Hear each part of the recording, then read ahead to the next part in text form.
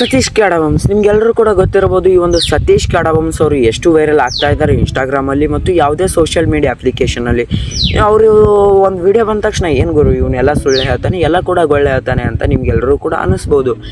ಇವನು ಸುಳ್ಳು ಹೇಳ್ತಾನೆ, ಎಲ್ಲ ಕೂಡ ಗೊಳ್ಳೆ ಹೇಳ್ತಾನೆ ಅಂತ ನಿಮಗೂ ಅನ್ನಿಸ್ಬೋದು, ಅದು ನನಗೂ ಅನಿಸುತ್ತೆ.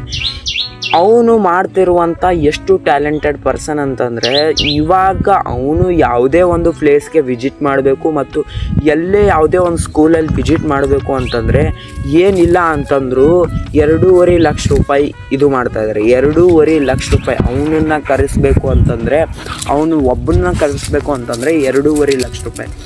ವಿಚಾರ ಮಾಡಿ ಅವನು ಇವಾಗ ಏನು ಮಾಡ್ತಾ ಇರ್ಬೋದು.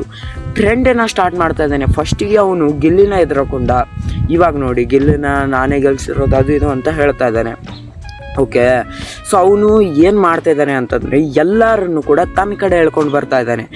ಇದರಿಂದಾಗಿ ಅವನ ಕಡೆ ಇವಾಗ ಎಲ್ಲರೂ ಕೂಡ ಸೆಳ್ಕೊಂಡು ಅದಾದಮೇಲೆ ಅವನು ಇದು ಮಾಡಬೇಕು ಅಂತ ಯೋಚನೆ ಮಾಡ್ಕೊಂಡಿದ್ದಾನೆ. ಹೆಂಗೆ ಅಂತಂದರೆ ಇವಾಗ ಸೊ ಅವನು ಸತೀಶ್ ಕ್ಯಾಡವಂಸ್ ಇವಾಗ ವೆರಿ ಟ್ಯಾಲೆಂಟೆಡ್ ಬಾಯ್. ಯಾಕಂತಂದರೆ ಅವನು ಎಲ್ಲರೂ ಕೂಡ ಅವನ ಕಡೆ ಎಳ್ಸ್ಕೊಳ್ಳೋಕ್ಕೋಸ್ಕರ ಈ ಒಂದು ಇದನ್ನು ಸುಳ್ಳನ್ನ ಆಗಿರಬಹುದು, 1 ಕೋಟಿ ರೂಪಾಯಿ ನಾಯಿ ಆಗಿರಬಹುದು, ಎಲ್ಲ ಕೂಡ ರೀಲ್ ಬಿಡ್ತಾ ಇರೋದು ಕೇವಲ ವೈರಲ್ ಆಗೋ ಸಲುವಾಗಿ.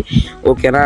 ಸೊ ಅವರು ವೆರಿ ಟ್ಯಾಲೆಂಟೆಡ್ ಬಾಯ್. ಇಷ್ಟೆಲ್ಲ ರೀಲ್ ಬಿಡ್ತಾ ಇರೋದು ಯಾಕೆ ಏನು ಅಂತ ಹೇಳ್ಬಿಟ್ಟು ಇವಾಗ ನಿಮಗೆ ಕ್ಲಿಯರ್ ಆಗಿದೆ.